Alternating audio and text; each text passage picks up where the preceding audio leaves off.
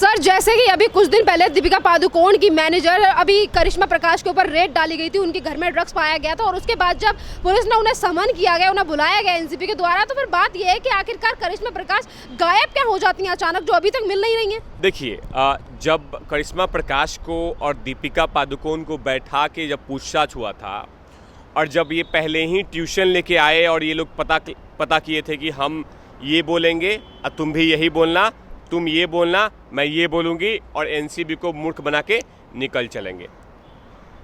अब वही हुआ कि एनसीबी समझ गई। एनसीबी को पता नहीं है कि माल क्या होता है, सिगरेट क्या होता है, बीड़ी क्या होता है, गुटखा क्या होता है, सब कुछ पता है उसको।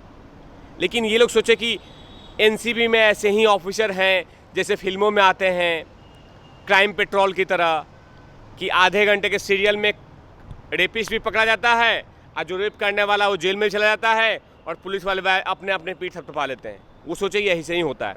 लेकिन दीपिका पादुकोण हो, चाहे ये करिश्मा प्रकाश हो, चाहे साथ में रकुल प्रीत सिंह हो, चाहे आधा कपूर हो, चाहे ये सारा अली खान हो, ये तमाम लोग सोच रहे थे कि हम ऐसे मूर्ख बना के चले जाएंगे।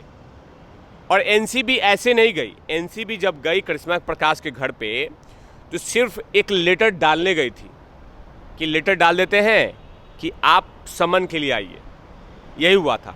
लेकिन एनसीबी ने क्या किया कि थोड़ा सोचा कि एक काम करते हैं, जैसे हमने चिया चक्रवर्ती के घर पे छापा मारा था, क्यों नहीं इस पे भी एक बार नॉक कर दे दरवाज़ा। आज नॉक किया तो मिला ड्रग्स। तो कहीं ना कहीं जो किसी भी हीरोइन का या किसी भी एक्ट्रेस का, दीपिका पादुकोण जी का अगर मैनेजर ड्रग्स ले रही हैं तो क्यों आखिर वो ड्रगिस्ट को रखी है आपने? क्यों चर्सी गंजेड़ी मैनेजर को रखा है आपने? अगर आपको उसमें शक है तो उसको बाहर निकाल देती, साथ में पुलिस को रिपोर्ट करती कि मेरे पास ड्रग्स लेके आती है, ये ड्रग्स पे ड्यूटी करने आती है, भगाती उसको। लेकिन आपने ऐसा नहीं किया क्योंकि आपने कहीं ना कहीं करिश्मा प्रकाश तो बहाना था, ड्रग्स तो लेना आपका जमाना था। तो आपने प्लान कर लिया था कि हाँ ये ड्रग्स ये ला के देगी। और मैं मान लीजिए कि कोई बड़ा हस्ती आके ये तो रोड पे नहीं बोलेगा ना कि माल दीजिए, बीड़ी दीजिए, चिलम दीजिए, चरस दीजिए, ये तमाम चीज़ें नहीं हो सकती है। तो कहीं ना कहीं कोई लिंक होगा। अच्छा, काम करते करते, क्रीम लगाते लगाते वो बोली होंगी कि सुन करिश्मा, कहीं चिलम मिलेगा क्या? तो हाँ मैम मिल जाएगा, क्योंकि मैं तो गजेड़ी हूँ, चिलम क्या ड्रग्स भी मिल जाएगा। अब वही होता था। तो इन तमाम चीज़ों का एनसीबी को लगा कि नहीं, ये लिंक बहुत बड़े हैं, ये हमें ट्यूशन लेके, क्योंकि आपको याद होगा कि जब गोवा में जैसे ही समन गया था, गोवा में ट्यूशन ले रहे थे दीपिका पादुकोण। अब महंगे महंगे वकील आए थे। अब उनसे क्या हुआ? ट्यूशन तो दिया लेकिन एनसीबी को मूर्ख नहीं बना पाए। और मैं कितना बार बोल चुका हूं कि एनसीबी मतलब नहीं चलेगा बहाना। यहाँ बहाना नहीं चलेगा। अगर आप गलत हैं तो आपको सज़ा दी जाएगी, आपको फंसाएगा नहीं। आप स्वीकार कर लेती। देखिए, आपको प्रीतिका चौहान उनके घर से ड्रग्स खरीदते हुए मिली, पकड़ी गई, उसके बाद गिरफ्तार किया गया, अरेस्ट जो भी हुआ, कोर्ट से जमानत मिल गया उनको। तो आप बोलिए तो, लेकिन आप अपने आप को दिखा रही हैं कि नहीं मैं तो पवित्र हूँ, मैं तो दूध की धूली हूँ, मैं गंजेड़ी नहीं हूँ। तुम लगातार ड्रग्स ले रही थी। तुम्हारा इससे पहले जो आशिक था रणबीर कपूर, वो भी लगातार ड्रग्स ले रहा था। तो ये तमाम लोग ले रहे थे, लेकिन अपने आप को ये बोल रहे हैं कि मैं तो हॉर्लिक्स गर्ल हूँ, बॉर्नविटा गर्ल हूँ, मैं ये नहीं करती हूँ, मैं ये नहीं वो नहीं करती हूँ। चिया चक्रवर्ती के बता यही हुआ था ना। चिया चक्रवर्ती ने एक मीडिया इंटरव्यू में भी यही कहा था कि मैं ये सब कुछ नहीं करती थी ना। लेकिन पता चला कि पूरा परिवार ही गंजेड़ी था, पूरा परिवार इन्वॉल्व था इस सब चीज़ों में। और ड्रग्स पैडलरों के साथ संबंध थे इनके पूरे ज़बरदस्त, एकदम हार्डकोर वाले संबंध कि तुम मुझे चलाओ, अब मैं तुम्हें चलाऊंगी। तो ये तमाम चीज़ें। लेकिन अब तो ये है कि देखिए, वो कहीं ना कहीं बैठ के करिश्मा प्रकाश ट्यूशन ले रही है। उसको दीपिका पादुकोण जैसी महान एक्ट्रेस, इस वर्ल्ड की, दुनिया की सबसे महान एक्ट्रेस, ये लगातार ऑक्सीजन दे के उसको ट्यूशन दे रही हैं कि तेरा मुंह नहीं खुलना चाहिए। अगर मुंह खुला तो हमारा और मेरा पति का करियर चौपट हो जाएगा। तो इसको ट्यूशन दिया जा रहा है। आज देखिएगा जैसे ट्यूशन ख़त्म होगा उसके बाद वो बोलेगी कि मेरी तबीयत ख़राब थी, मैंने आपको क्वारंटीन कर लिया था, मैंने अपने आप को आइसोलेट कर लिया था। लेकिन एनसीबी जानती है कि तुम कौन सा ट्यूशन लोगी, कौन से शिक्षक से लोगी, मुझे पता है। आज जो हम क्वेश्चन पूछेंगे उसका जवाब नहीं होगा, क्योंकि तुम्हारे घर में ड्रग्स मिला है, तुम्हारे किचन में ड्रग्स मिला है, और वो भी कंज्यूम के लायक, यानी तुम डेली मंगाती थी। तो इन तमाम चीज़ों के जवाब देने होंगे दीपिका पादुकोण को, साथ में करिश्मा। इस तरीके से बॉलीवुड में ड्रग्स को लेकर तमाम तरीके की चीज़ों का खुलासा हो रहा है। आपने देखा होगा कि जितने भी बड़े कलाकार थे आज वो भी आकर जनता के सामने रख रहे हैं। अगर हम इसी चीज़ को लेकर इन्हीं कलाकारों को जिस तरीके से बहिष्कार हो रहा था और अब ड्रग्स में भी नाम आ रहे हैं, तो क्या फ्यूचर है इनका? देखिए, जो लोग ये बोल रहे थे कि हाँ बॉलीवुड बदनाम हो चुका, बदनाम कर रहे हैं, आम जनता मिल रही है, जो न्यूज़ चैनल हैं जैसे टाइम्स नाउ और अर्णव भाई, ये लोग चैनल को बदनाम कर रहे हैं, बॉलीवुड इतना पवित्र है, इतना साफ है। हम कहाँ बोल रहे हैं, हम कहाँ बोल रहे हैं कि आप लोग गलत हैं। लेकिन जब आपके सबूत दौड़ के हमारे सामने आ जाए, सबूत चिल्ला चिल्ला के बोले, शुरुआत करते हैं। संजय दत्त साहब नहीं लेते थे ड्रग्स, लेते थे। रणवीर कपूर लेते थे।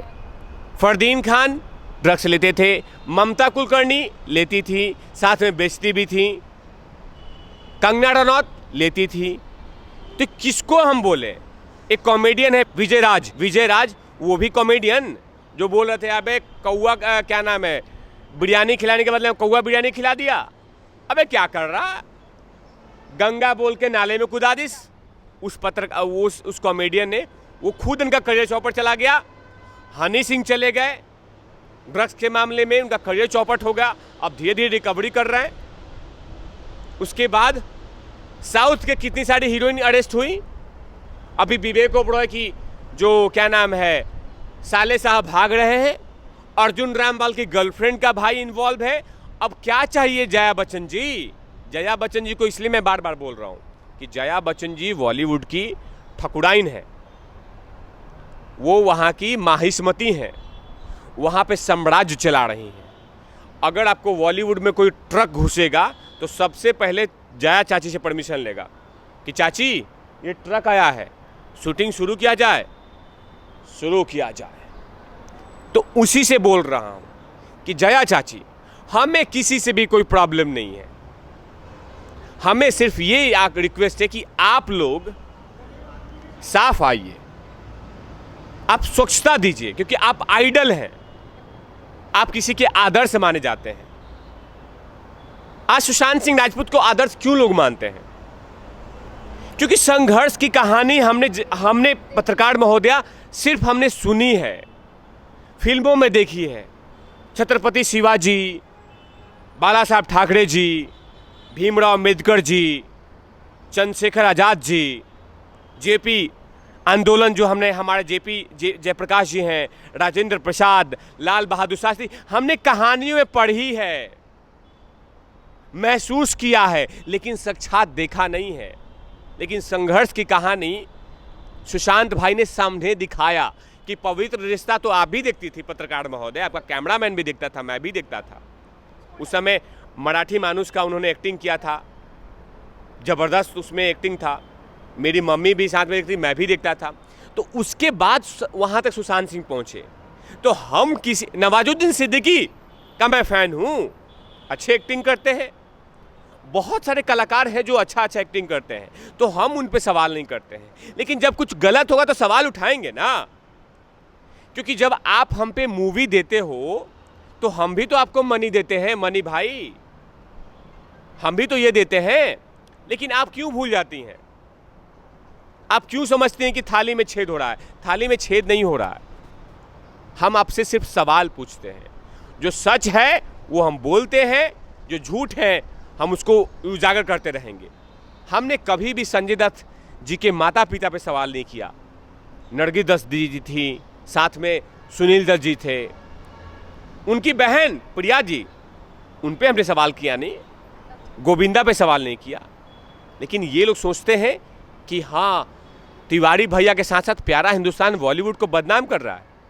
बदनाम आपके कुकर्म है। प्यारा हिंदुस्तान तो सिर्फ एक लिंक है, रास्ता है जो जनता को सही निर्देश दे रहा है। Thank you sir. सर, ये जो